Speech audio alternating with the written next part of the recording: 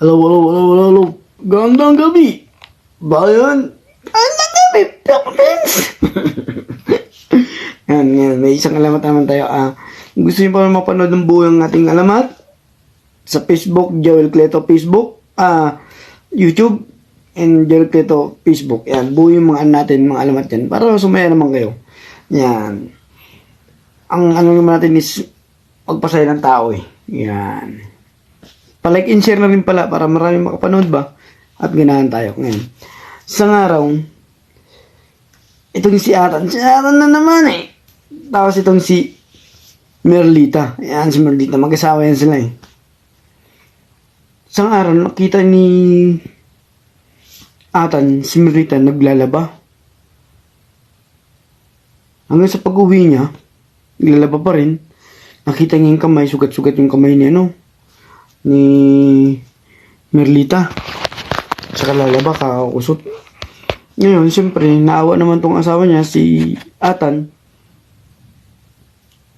Nanguha ng hulugan na washing machine. Yun. Sabi niya, mahal. Sabi niya kay Merlita. May ririgalo ako sa'yo. Total, malapit naman ng anniversary natin. Bibilang kita ng washing machine. Uy, tuwa ngayon si Merlita. Tuwa eh. Thank you, Han. Thank you, Han. Thank you, mahal. Sabi niya kay Atan. Ngayon, umabot na ng 2 linggo, dumating ngayon yung nila, washing machine. Uy, tuwa, yakap ng dalawa.